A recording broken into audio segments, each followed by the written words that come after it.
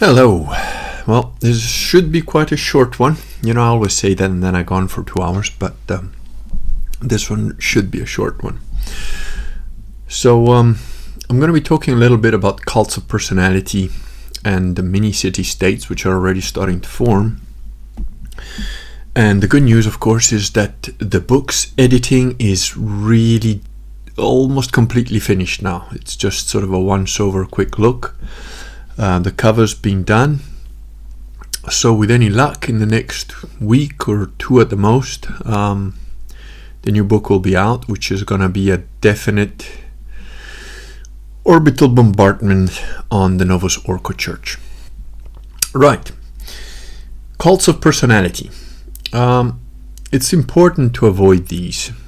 I've always been very clear, also when I was teaching martial arts and stuff like that, to prevent people from doing that, because sometimes you've got no intention of being a leader or some kind of guru or whatever, but people put you in that position anyway. Unfortunately, most people that end up in that position tend to take advantage of it, gets their ego inflated, and it's quite easy to sort of fall prey to the idea that, oh, well, you must be the cleverest guy if everybody tells you are and everybody wants to follow you and all the men want to be your friend and all the women want to sleep with you, and it's quite easy to get fooled by that sort of stuff. But I've never been prone to that, probably just because I don't care about that stuff. I've never cared about the plastic, let's say.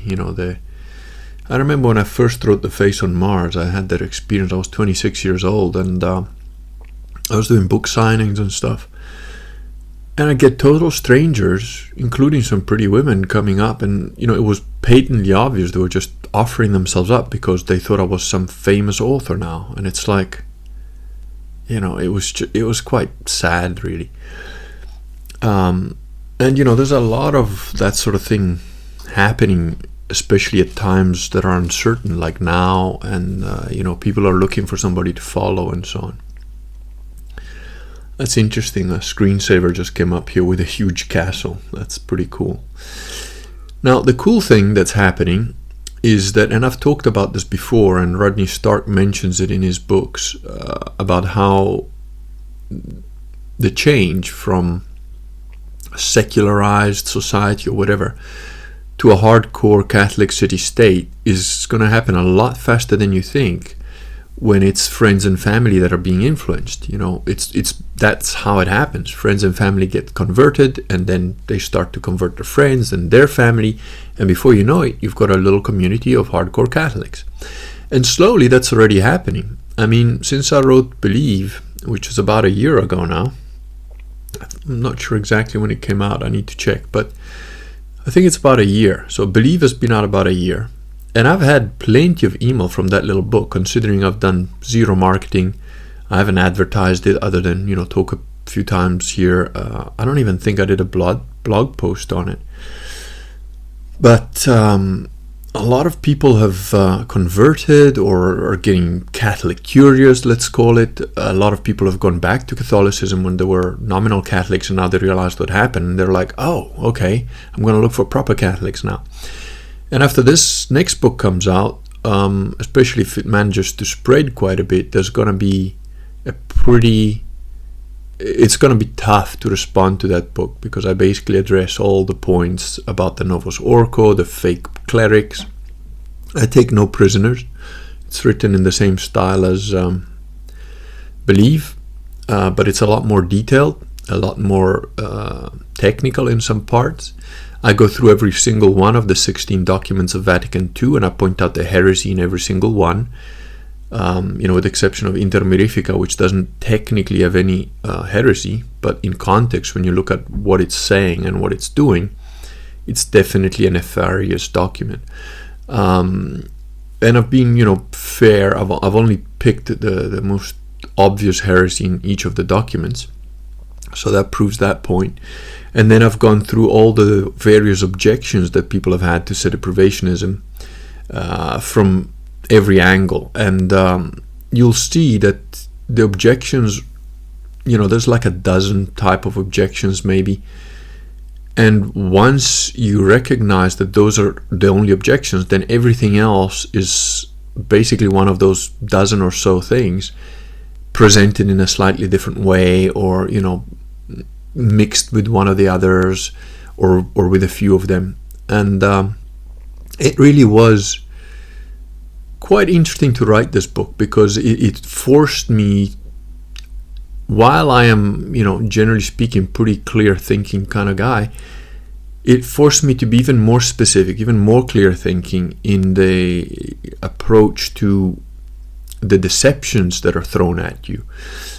And there's a whole section in the book where I spend some time helping people understand the different types of deceptions. There's sophistry, there's outright lying, there's appeals to false authority, there's appeals to authority falsely, which is a different thing.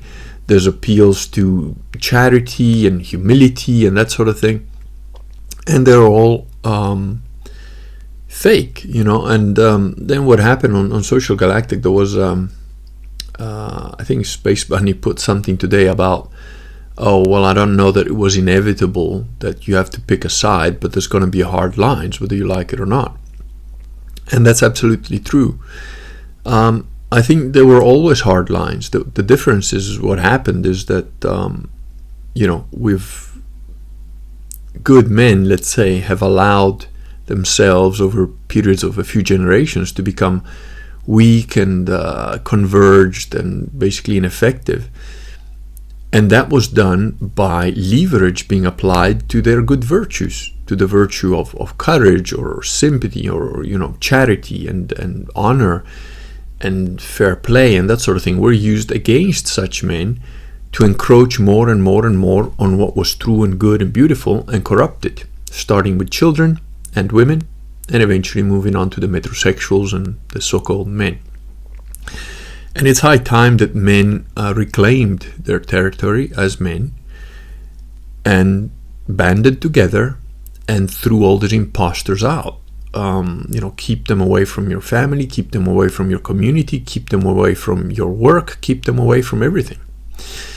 Now, the interesting thing is that I have laid out already over a year ago, I think now, the basic steps of recreating what I think is going to be the next evolution of human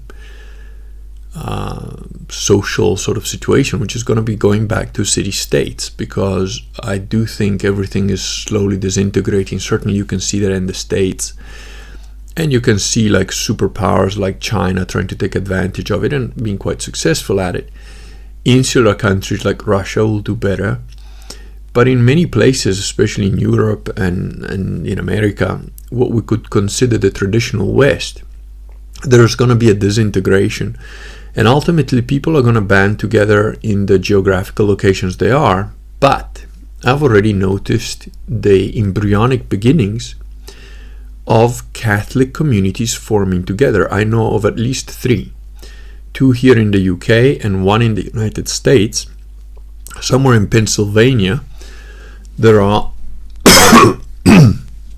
there are some Catholics that are on Social Galactic meeting up. And I know another guy has emailed me. I don't know if I can find his email now. I should have looked for it before I came on, but I didn't. And he's in Pennsylvania, and he was, he emailed me to ask me, do you know of other people? We're thinking of buying a property of about $50,000, and we want to, make sure other Catholics can be near us or maybe buy part of it or whatever. And that's why it's important, if you're going to do this sort of thing, what I suggest is have a Catholic distribution model of stuff. What you don't want. I mean, the feudal system sort of worked okay. You had a lord that owned the land, and the peasants worked the land, and they gave him part of the food, and depending on whether the lord was good or bad, you'd allow you to keep more or less of it. And basically they worked the land for the Lord, who protected them. That was the theory. That model can still work, but in the modern age, I think it's a bit more difficult to have that. I think what you're going to have to probably end up with is a more fluid and a slightly more fuzzy model on that. And that would be, if I was going to set up a Catholic community, the way I'd go about it is I'd probably register it as a company, as some kind of enterprise, and then would raise funds on the basis that, however much you put in, that's how much you get out. So if you're going to buy, I don't know, whatever, let's say 100 acres of land, and there's 50 of you, and you each put in the same amount, then you all get 2 acres each. But if one guy puts in, 10 times what everybody else does, then he gets a bigger piece of land in proportion to what he can afford. And then you can probably have some rules as well as to voting. Again, within a company structure, you can still make it a kind of partially democratic type of thing. And you can have written rules and unwritten rules. And what I would suggest is that you use Roman law rather than Anglo-Saxon law to make such contracts. You can specify it in the document. You can say we are using the principles of Roman law for this, and which is the spirit and the letter of the law is what we're trying to do. No fancy loopholes. Past cases don't apply for this current contract. We're all agreeing to use Roman law by our own free will, and so on and so forth. And you could make a pretty simple contract, that it's like whoever has earned X amount of land, one person from that household gets a vote. If you own more land, then you get more votes, that sort of thing. Which is not quite a democracy. It means, yes, but the rich guys will get more votes. Yes, they would. They've also put more into it, put more effort into it. So they should have a bigger say, and so on. But that way, you don't actually have a cult leader, or something like that. And then you can put a brief constitution that says that you need X percentage of the votes to pass a resolution. Maybe you need 2/3 majority or something like that. Or you could have a Doja type system where you elect a guy for a period of time, whether it's 1 year, 2 years, something like that. I would probably say no more than 2 years. And everybody gets to vote, and you can again make it democratic or make it land-based, whatever. There's a million ways to do this. Eventually, if I have time, I'll probably put up a sample contract up on my blog at eventually some point, but don't hold me to it because it'll take a while. And so for those people that are already banding together and looking at buying land together and looking at buying land next to each other, there's many ways of doing this. You don't all just have to pitch in together and buy a big bunch of land and all live together on it. You might all just buy bits of land in the same little village. And eventually, if enough of you do that, you will get other people to come there because there's quite a few Catholics there. Oh, cool. Oh, we met them from church. Oh, cool. We're going to move there. We're going to try and live there. And before you know it, you will have taken over the little village with enough Catholics. Plus, you keep breeding like rabbits. Eventually, you will own the village. So there's many ways to go about this, but I can see the embryonic forms of this already happening. And like I said, let me see very quickly if I can keep talking and looking for it at the same time. I will try and find this this guy who is in Pennsylvania, just because he sounded like a cool guy, and I want to help him out if I can by at least mentioning him here, so that Pennsylvania, let's see. Oh, might have been Tom. I think it was Tom, and I think Tom is the guy. So he's on Social Galactic. I hope you don't mind me giving your name out, Tom Mastroianni. And I think that, where is he talking about? I'm trying to see if I can give you like a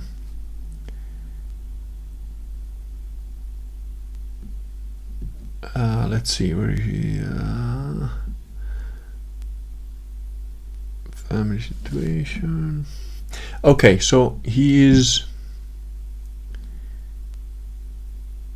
in eastern Pennsylvania. And there is a Sedevacantist priest there. So, if you guys want to go out there,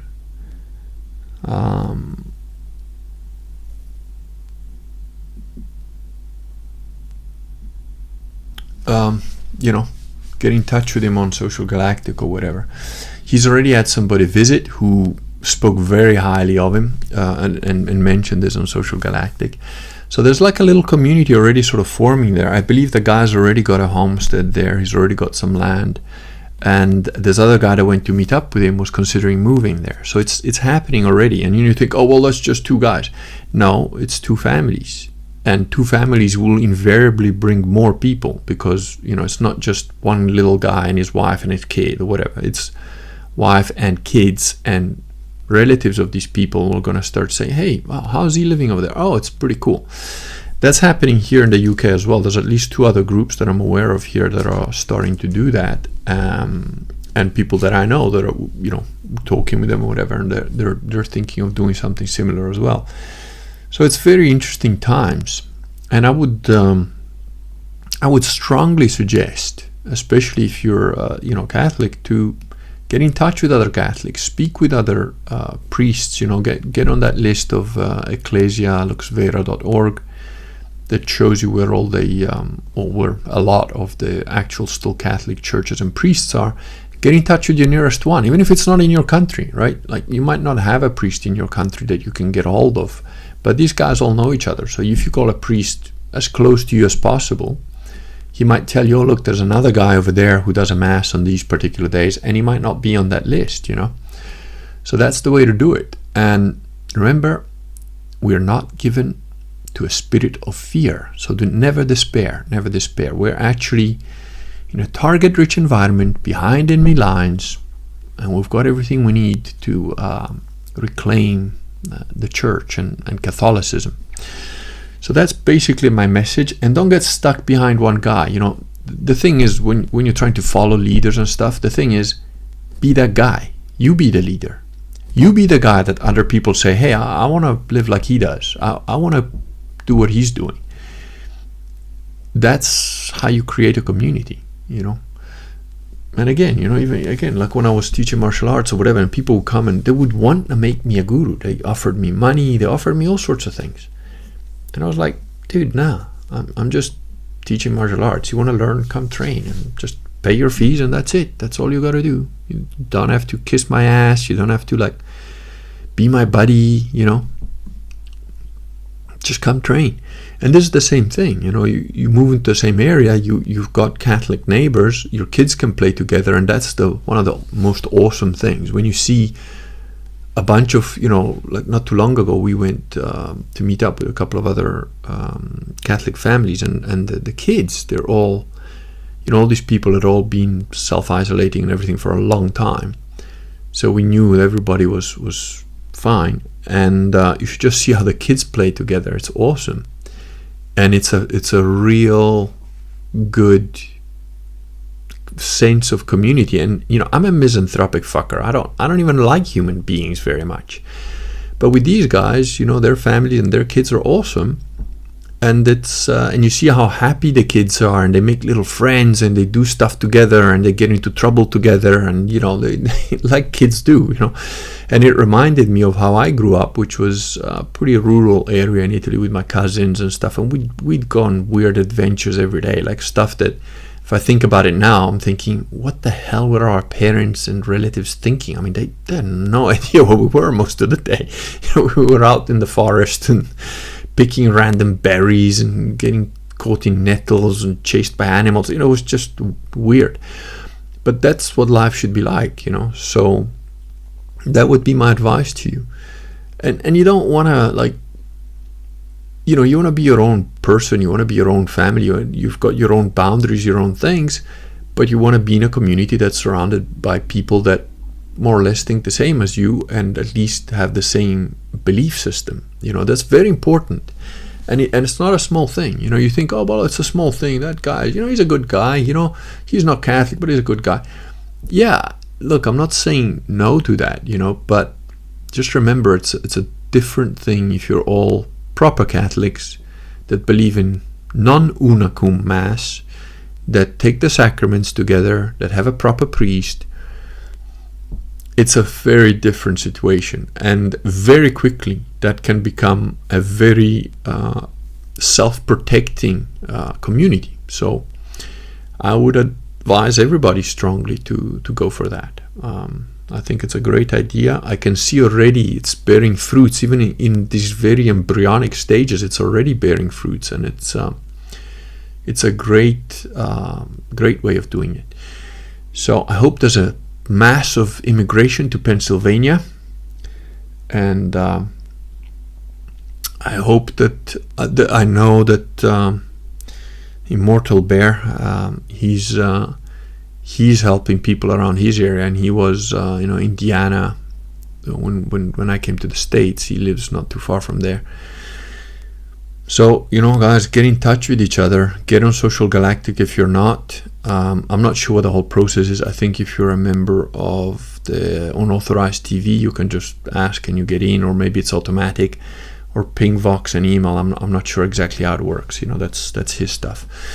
But it's a good little community. The Gammas get banned and thrown out of there pretty regularly, and it's quite a cool way to get in touch with people that think along similar lines. There you go. That's it. That's me done. And have a good night and a good leftover, whatever's your left of your Sundays. And I'll see you next time.